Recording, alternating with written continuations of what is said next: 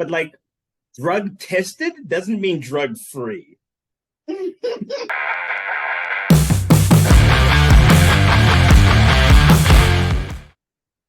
All right. Here's the podcast no one asked for, but that everybody wants. Seems, how you doing, my big man? Good on you, man. Okay, are you in your new place yet? No, not yet. Still finalizing a few things, but majority of the things have been moved already. Lacquer. Tell me. I don't know what the dynamic in your relationship is, but does she make you do all the heavy lifting because you're this big, strong power lifter? Like, how's that work? Basically, that's what it is. You don't have a choice. You have to do all the big lifting, and then she just gets to walk around and point. I want that to be there. Yeah.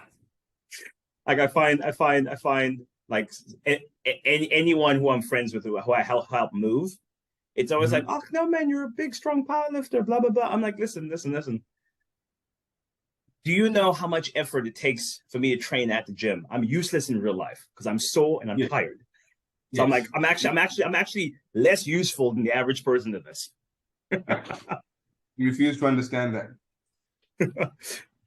I mean, do you get that, Nicole, in your personal life? Do you help people move? More in high school, it was a thing. Like, oh yeah, you're strong. Take all the chairs. But like when we were on band tour, we put all the instruments and musical stands in the trailer, and I was the person in the trailer. And I was like, geez, guys. And that tour lasted 2 weeks, and every second day we performed. So that was fun. Oh, so you're moving shit every second day. Mm-hmm. The perks of being a powerlifter. It's a thing. Actually, on that, there was a question. What was the question? Find the question. Open the question about something about powerlifting and relationships. So just one sec. Yeah, we'll start there. So it says, dating pool in powerlifting. Is it better to date someone who is a fellow powerlifter or not? We're starting to see more powerlifters dating within the circle. How do you feel? Go ahead, Ed. I'll follow up. Well, my initial reaction on that is on the one hand, it depends who you are, I suppose. Mm-hmm. On the one hand, like powerlifting can be a very demanding sport in terms of like your lifestyle, how you eat, when you eat, how much energy you have for like, hey, let's go for a 5K hike on the weekend, blah blah blah.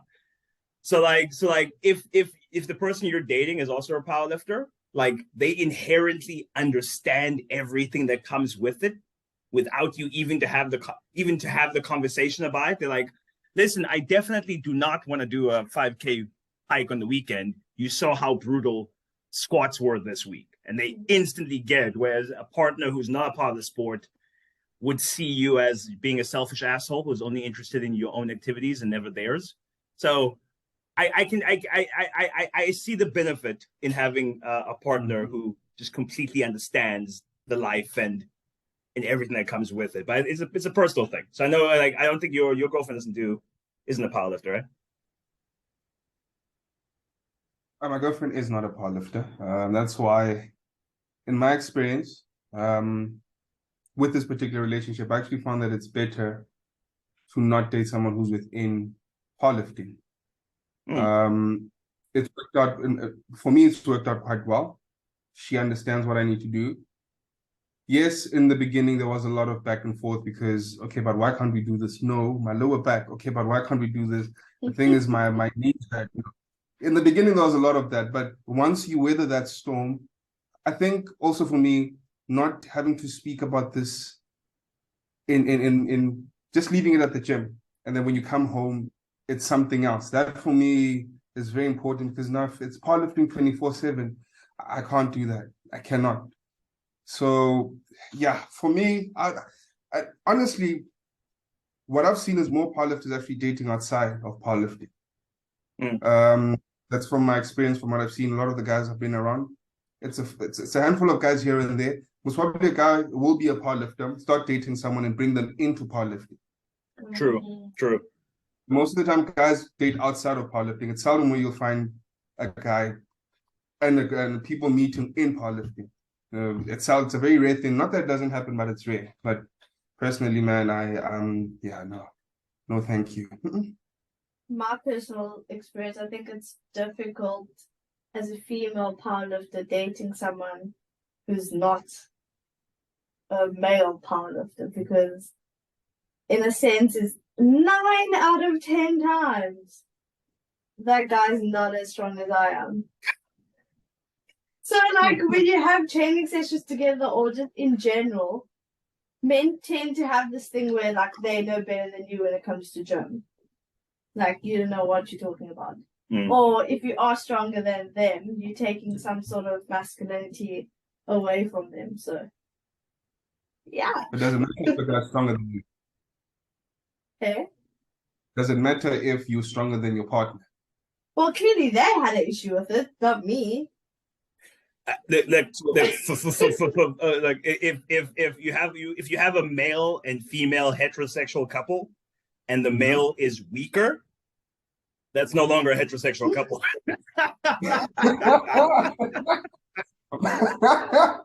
I'm not co-signing any of that. I'm just gonna throw some misogyny out there. That's something's wrong with that equation. Interesting one. But I don't understand why a guy would be intimidated by dating someone who's relatively stronger than. But my question is, would you have an issue dating a guy who's weaker than you? No. I mean, I dated them. I chose to date them. And I was cool with it, so...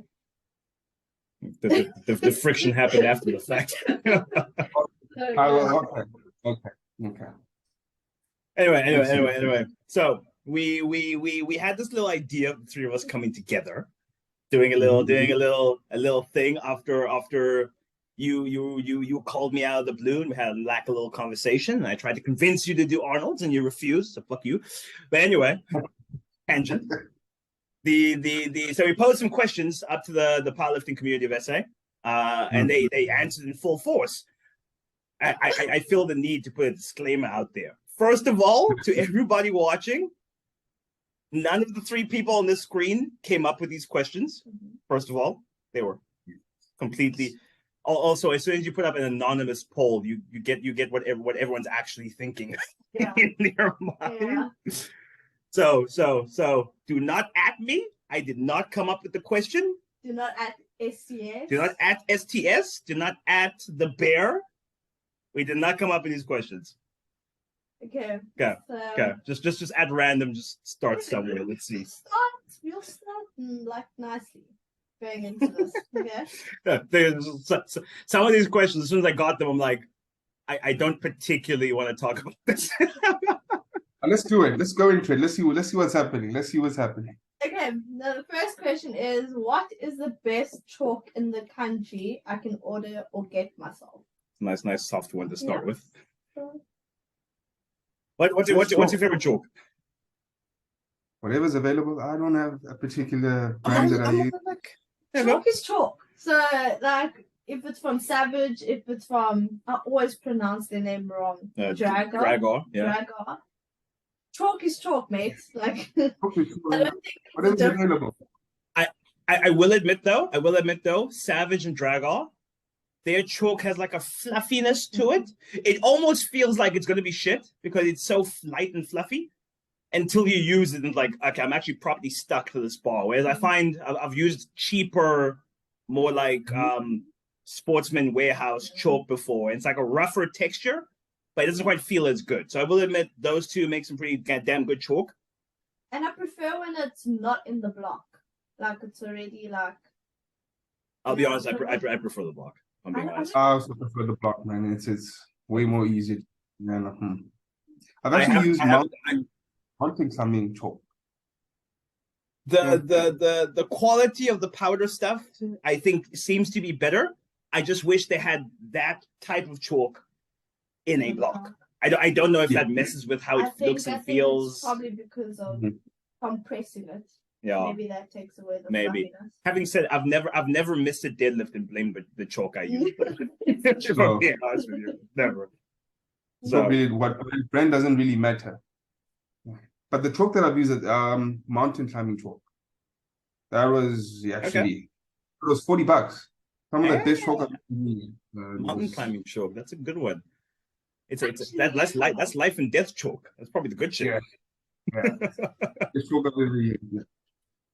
Okay. Nice little soft one. Next. Okay, next one. Okay, it's like kind of in the same. I'll use both. There's two questions that are kind of the same.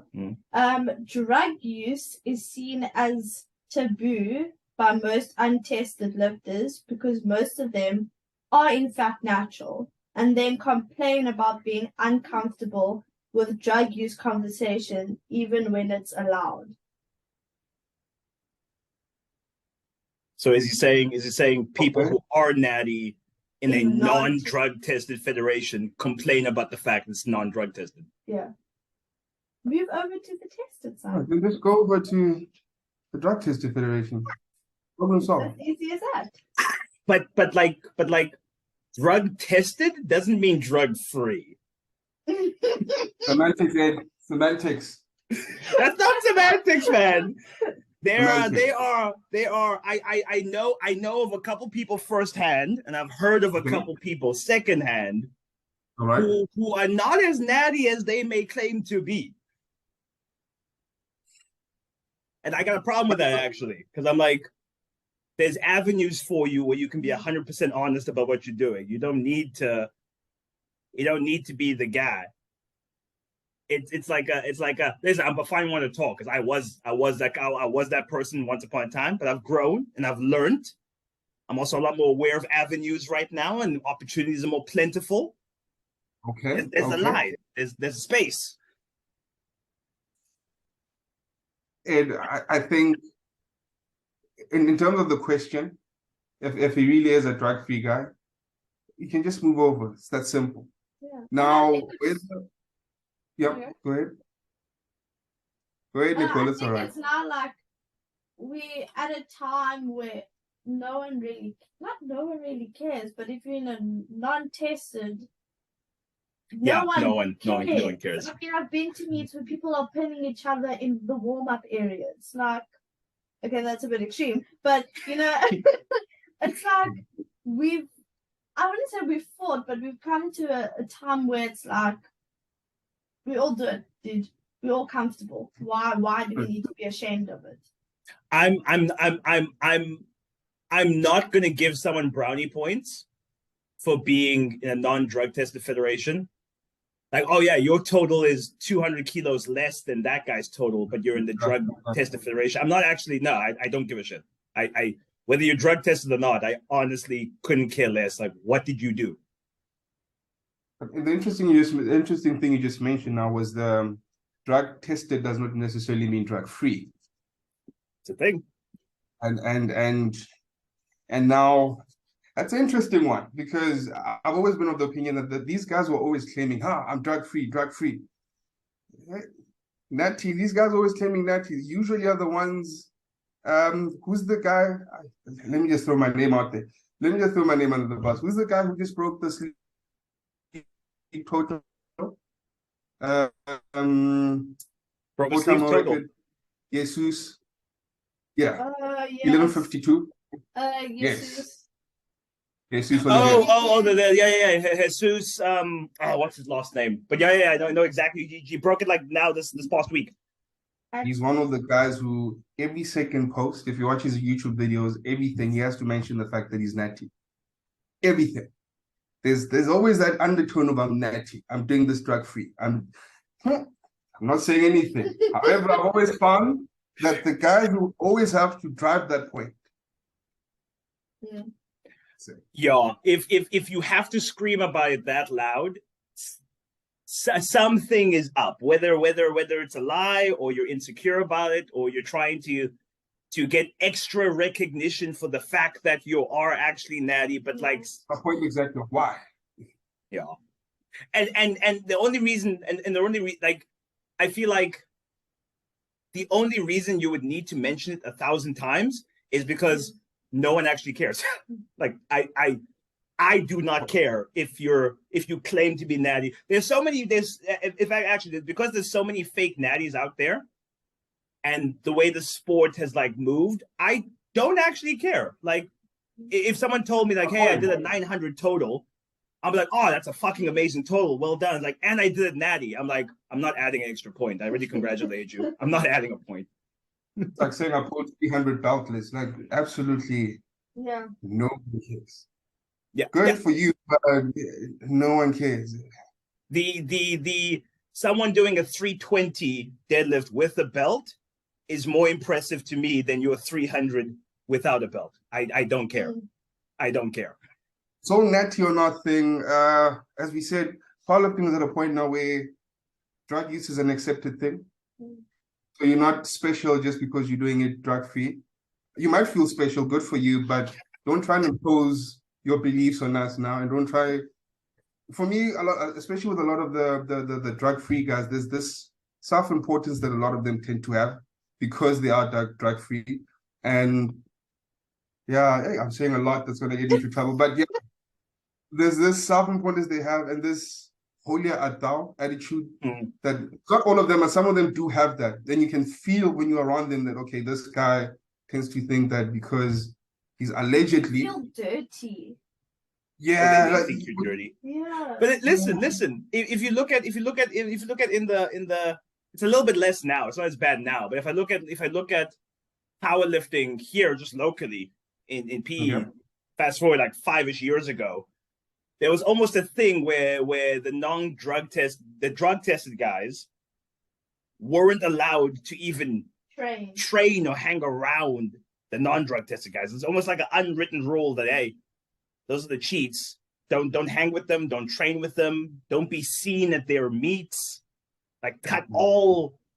And I was like, bruv, like, that's how small powerlifting is. You're going to alienate half of us because we decide we want to go a different venture. You know, this is something we do because, for lack of a better word, it's a hobby. So it's a hobby. Now, some of the nuances we're trying to put in, making this so extreme, like, relax. You're drug free, good for you.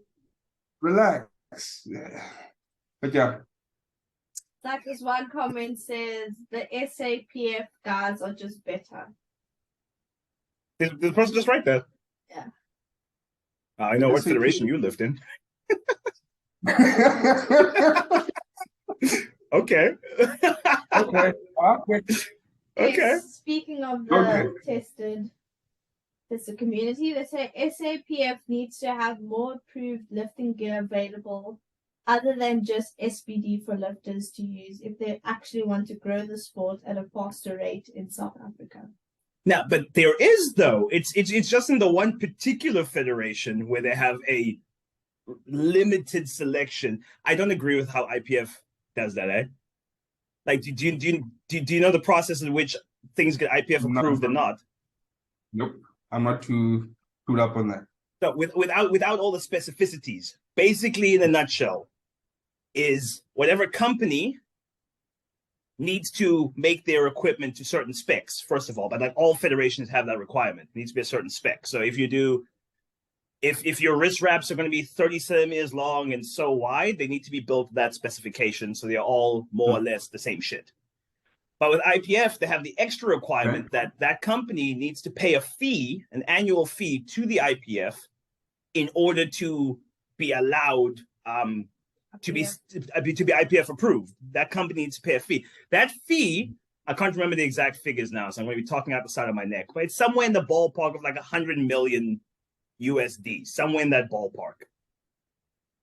So I'm like, and the justification for that is once you're IPF approved, you have access to all our IPF lifters who only buy from IPF approved vendors. So you instantly have a market share. But I'm like, that's like, I think especially for people in South Africa, we need to have one in South Africa, because if you ship SBD, it's like in dollars. It's Fucking not in expensive, guys. rands. It's fucking Then expensive. it's still like crap Without- expensive to ship it here. I mean, and as an IPF lifter, you spend a crap ton of money. Let's be honest. They have national fees. They have regional fees. Their comps alone cost a lot. Are more expensive than any other. Like the SAPF is the most expensive federation to be a part of. Look, at the end of the day, if you choose to be part of that, knowing all of that, that's on you. Yeah, 100%. There are other options. We have other federations in the country, but if you choose to wear the drug-free chain and be part of that, go right ahead. Just don't complain when these are some of the things that come with it, unfortunately. As to whether or not they should change that, I think the SAPF can't make that call. It sounds like it's something that has to be higher up. It's from global, it's from global down. So 100%, just decide if you want to join them, then you have to use those products that are listed. Full stop. Yeah. Now looking at the big, something is off. No, something is off. No, something is off. Can't be that you can only use a specific. Again, I'm going back to the thing that this is, for lack of a better word, a hobby. If you're going to be using close to 50-60% of your income on a hobby because you want to be part of a specific federation so you can feel better about yourself, we need to. Something is off. Something is off. Listen. On the one hand, listen. If you are 100% drug free, then it makes 100% sense to lift in the drug free, drug tested. Sorry, not necessarily drug free, but in the drug tested federation, it makes sense. I just think, unfortunately, the way that drug tested federation is organized, it does make it a lot more expensive for you as the individual coming in. Whereas the non-drug tested don't have as much bureaucracy. So like Savage, a local supplier, can make equipment, and as long as it's to spec, it is 100% allowed because it's to spec. They don't need to be paying affiliation fees, so they can make things cheaper. Because in general, like powerlifting equipment in general has become more expensive over the years. Like I remember when the average belt used to cost like $1,000. Now, good luck getting it for under 1,500, 2,000. You know. So in general, inflation's gone up. So the sport isn't a super. If you're a brand new person coming into the sport and you want to compete at a nationals level or up, like you need a singlet that's going to cost you $1,000. You need a belt that's going to cost you $1.5 grand. You need wrist wraps, going to cost you $350. You need knee sleeves or knee wraps are going to cost you another $500. It's an expensive sport to start doing. And now when that expensive sport is essentially multiplied by 2, if you go to that federation, it makes it a lot less accessible. But again, I guess it depends on the athlete. As you said, if you are a drug-free athlete and you want to be in a drug-tested federation, that would make more sense, of which I disagree. I just think compete where you're able to at the moment and compete with financially makes sense. It makes no sense to me to try and break bank just to prove that you are drug-free. That's just me. But yeah. I agree with you. But in general, I found a lot more people, not now just in the non-tested federation, but they will put their heart and soul and like 85% of their income in a competition. Like they cannot afford it, but they will do that. Now for me, it's like, listen, if I don't have food for the next month, I'm not going to do this powerlifting competition. Like, 100%. like, you know. But I guess that comes with priorities. Although I think the more responsibilities you have, the more you tend to approach the sport differently. If you were to talk to me 2 years ago, I most probably would have been one of those guys. I mean, like whoever's all out, I'm going all out. But now, ask me to spend 20% on of my income on powerlifting. Like, hold on, let's discuss the rate of return. You know, so it comes with the amount of responsibilities for a youngster who's 18, whose parents are still helping them out. I guess for them it still makes sense. For someone who is in varsity, whose parents are still paying for their accommodation, and have a little bit of extra income, still makes sense. But if you're paying your own rental or bond, if you're paying your own car, if you're buying your own groceries, spending about 60% of your income on powerlifting becomes a different story.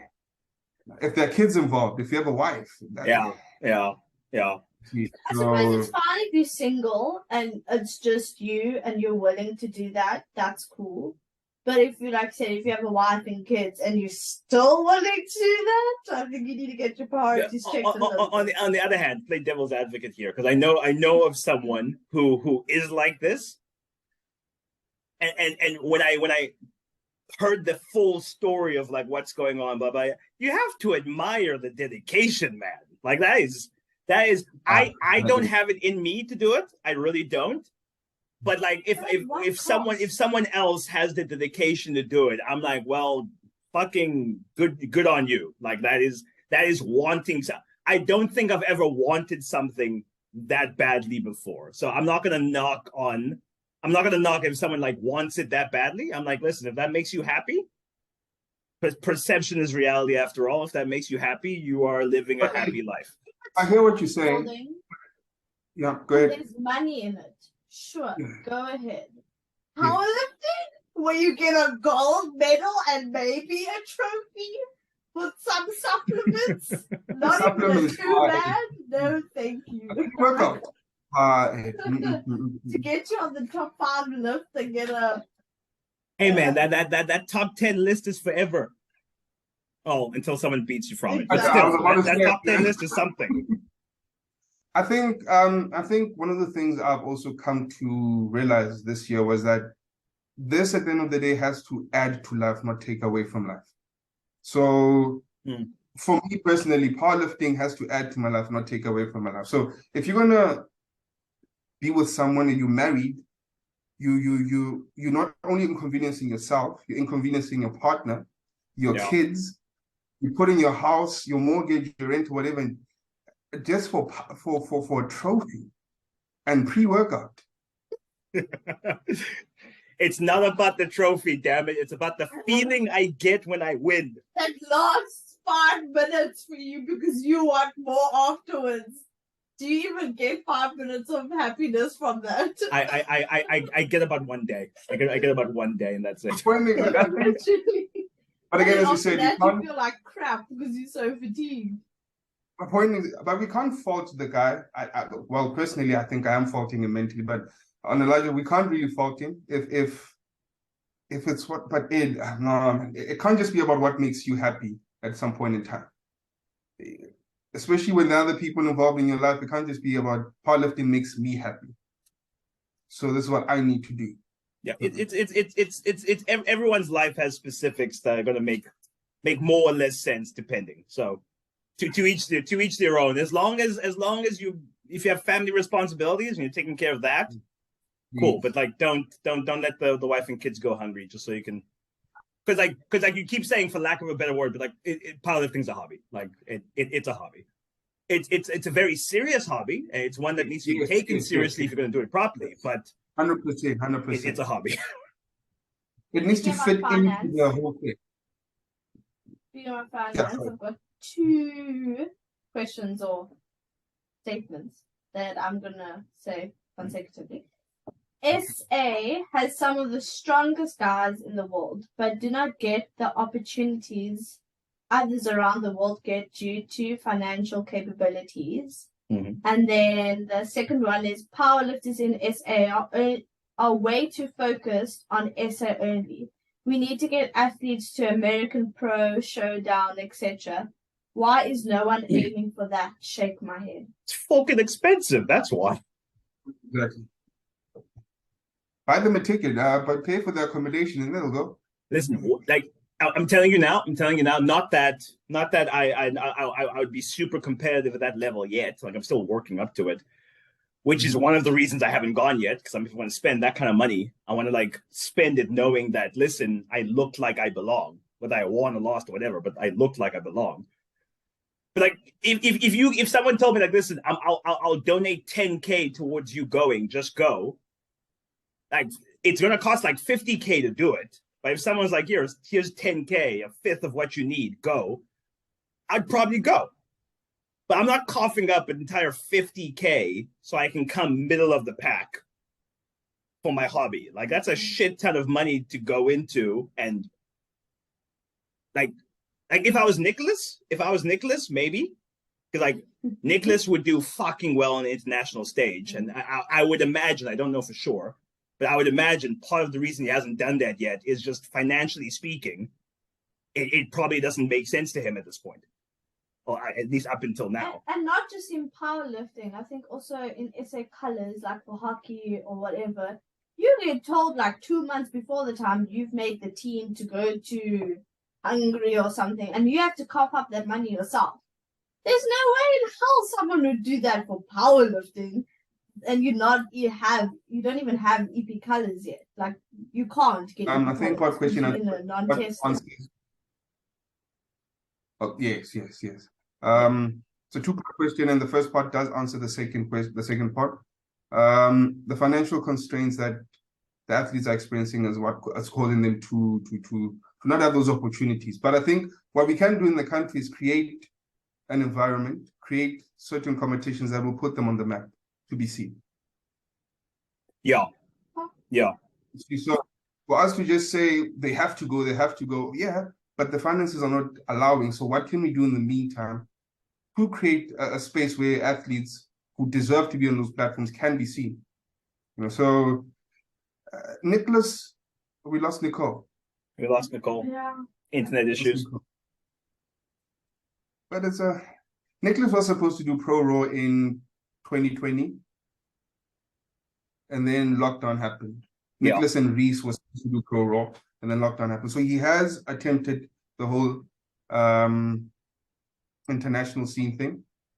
But I suppose, as you say, for him right now, it doesn't make sense. But let's not get caught up on we can't afford it now. Let's just create our own thing here.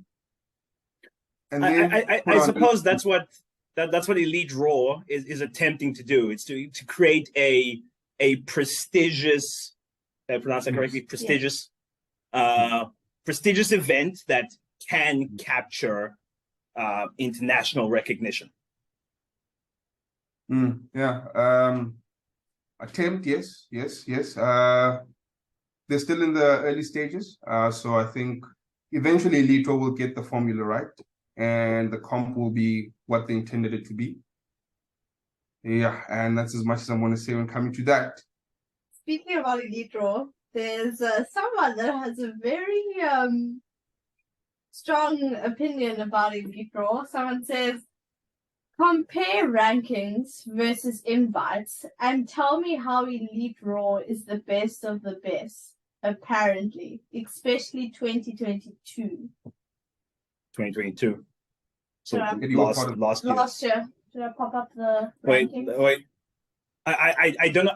Off the top of my head, I don't know who was ranked highly, who wasn't invited. I don't know who was invited, first of all, because I know they invite a whole bunch of people, and some accept, some don't. So I don't know who they invited. And I think most of them accepted but got injured as well then. I think. But who can you think of anyone who is a high level athlete who didn't appear at last year's Elite Raw? So you start there. Substantive. Bring up open powerlifting. Let's see. Was it Rowan got injured? I think Rowan got injured. Yeah, I'm gonna that other lady, Panyasfeld also got injured. I'm a host? Yeah, you're a host. You can share screen. Who else? I say I don't pay attention to who's ranked where, so maybe that's where. Can you see my screen? Let's give it a second. It's coming. Let's have a look. Hide the porn. Be careful you're sharing screen. There we go. Yeah. You got it? Okay. Yeah. All things go to South Africa. Or there. What? A little too far. Down. There you go. Okay, cool. Let's have Can you do all years? Yeah, you can do years even. 2022. Female, male, or all?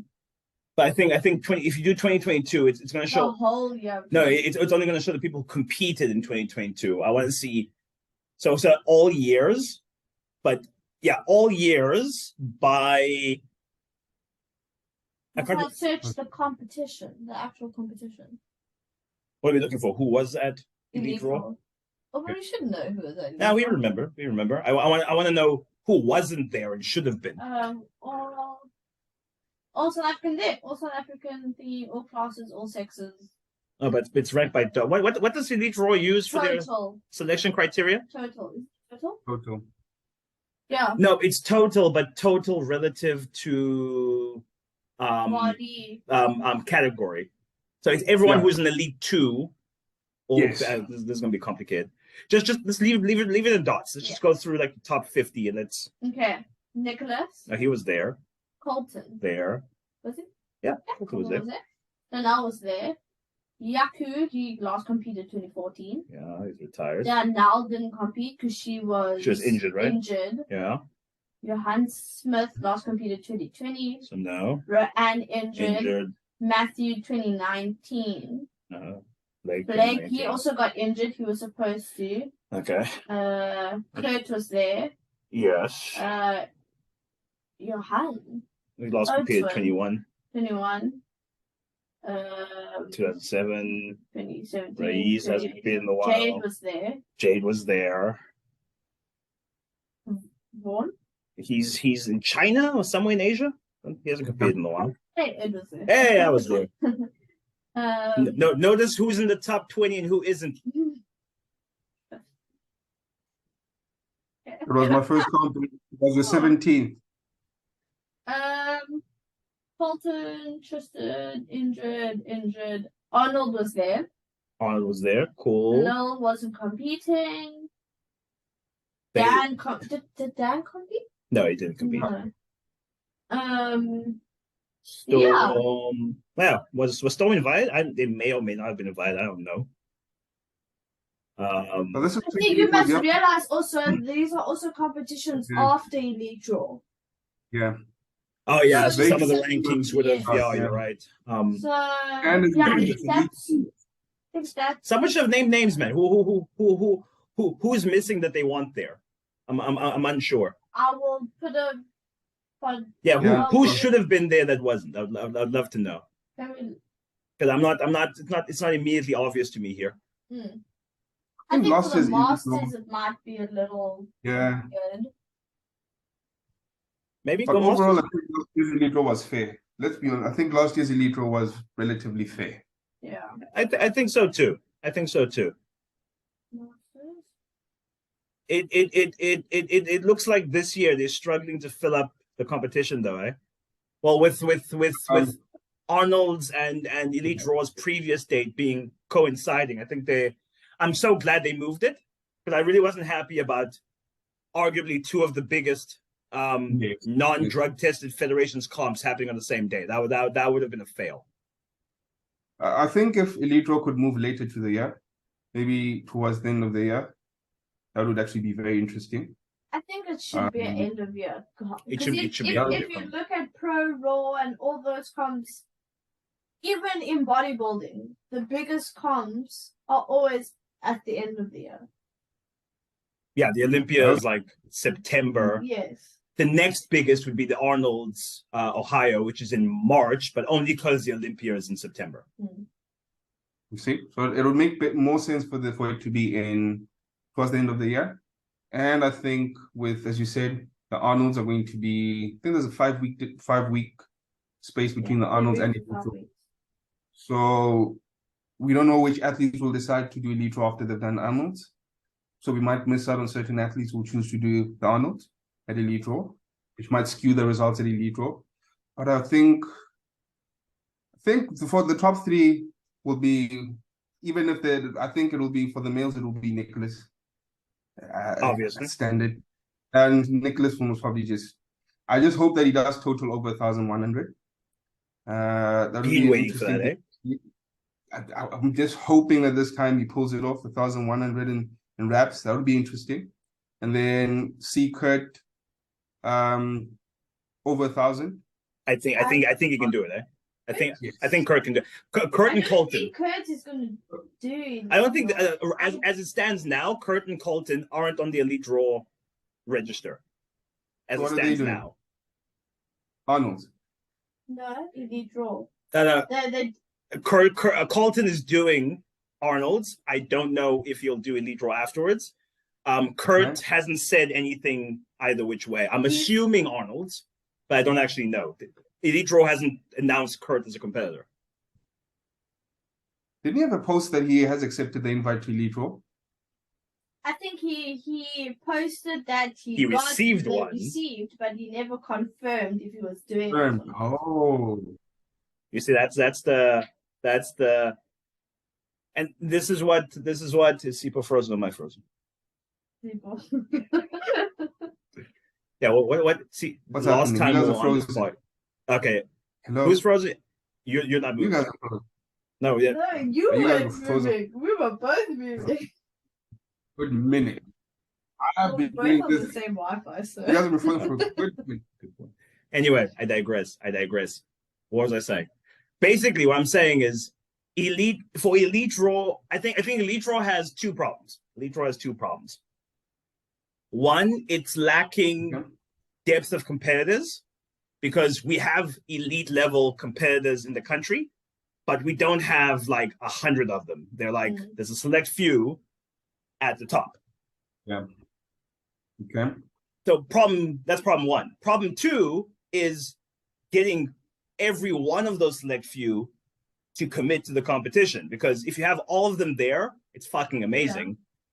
Yeah. If 5 or 6 or 7 of them can't make it for whatever reason, suddenly it's like you don't have enough high-level competitors to fill that gap anymore. I think that was the problem last year.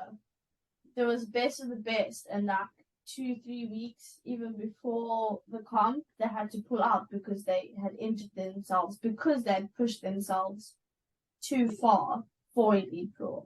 So that was also a coaching problem. So yeah. Coaching and a depth problem. I think that's where the depth comes in, because even if you have those guys who are injured, but if you have enough talent in the pool, then you're able to get other athletes out of it. So you don't really lose out on that much. But no, I think this year, let's see how it goes this year. Hopefully they do move it further down the year. But even if it's in June, we'll see how it goes. Yeah, it's just going to be tricky, especially for guys like Carlton. If he wants to do both, it's going to be. You know how it is. That's what I did last year. I did a meet in order to be eligible for an invite. I did a meet in April, and then 4 weeks later had to do elite draw. Fuck me! I'm not. Still did nationals 4 months. Yes. In August, you still did nationals. Yeah, dude. I was the whole like that prep heading into elite draw stuffed me for the whole year. Like my body was it confirmed I've always suspected my body hates me doing this shit. Having to peak twice in 4 weeks, it took me months for my body to feel normal again. We'll see what happens with the elite draw. Yeah, especially with the Arnolds. The Arnolds really shook things up this year. A good thing and a bad thing at the same time, but I think it's more good than actually bad, because it's nice. It's nice when you shake things up a little bit, make things uncomfortable. I mean, the Arnolds started 2016. So from 2016 till now, which is what, 7 years, it's always belonged to IPF. So the fact that as drug addicts get a chance at the Arnolds is fucking awesome. Like, who's gonna skip that on purpose? Once in a lifetime opportunity. Because you don't know, the IPF might actually steal it back next year, and then what happens? Because I think the only reason they didn't take it this year is because they have, I think, World Bench. They have World Bench literally the Monday after Arnold's, that whole week. Okay, so it's going back to them next year. It might just go right back to them next year if they don't have a calendar clash again. This is an interesting year. The only downside I'm having of Arnold's is that there's no national qualification. I know it's 4 weeks earlier, but we can't have random people just showing up and doing a 300. You know, I don't know. I feel like they're opening it up so that all the best athletes can show up without making it too inconvenient for them to show up. And if doing that means a handful of athletes who otherwise maybe shouldn't be there show up, the trade-off is worth it. No, but I think, and this is not a slack to WPC, but their standards are really low. I just have to do 100 squat and deadlift and a 30 bench, and I qualify. And that's not even my actual openers. So it's like the reason for saying that people, it makes it more convenient for them. It's like, if you can't even get those standards, you shouldn't be at Arnold. You shouldn't be at Nationals. No, because it's not Arnold's, it's WPC Nationals. I hear what you're saying, but I don't think it's about the standard. I think it's more about the inconvenience of proving you can reach that standard, because now I have to do a whole meet. Yeah, but it's beforehand. It's not even your openers. You know what I mean? No, that's still inconvenient, bro. No. I actually agree with Nicole. I could have easily done the qualification at the comp we just had and not be affected going into training the next week. You do a qualification that's in your city, you do the bare minimum, and you rock up. Because if you can't do the bare minimum, why are you at Nationals? At the same time, though, you're asking. Now, Sipho, you go. You've been wanting to go. This case, everyone should qualify. You want to be at WPC Nationals, you need to earn your spot. Yeah, exactly. Because then you're making a long day. Okay, they might actually have restrictions on how many people can what's the word? Enter. But then it's like someone that shouldn't be there has taken a spot where someone will be top 3, top 5. I'm thinking of it from this perspective. Me, myself, personally, I would have hated having to do a qualifier and then have to do Arnold's because I had a qualifier in mind, and then they pushed Arnold's 4 weeks earlier. I'm like, well, that throws out my plans for peaking and blah, blah, blah. So I'm loving the fact I can just rock up.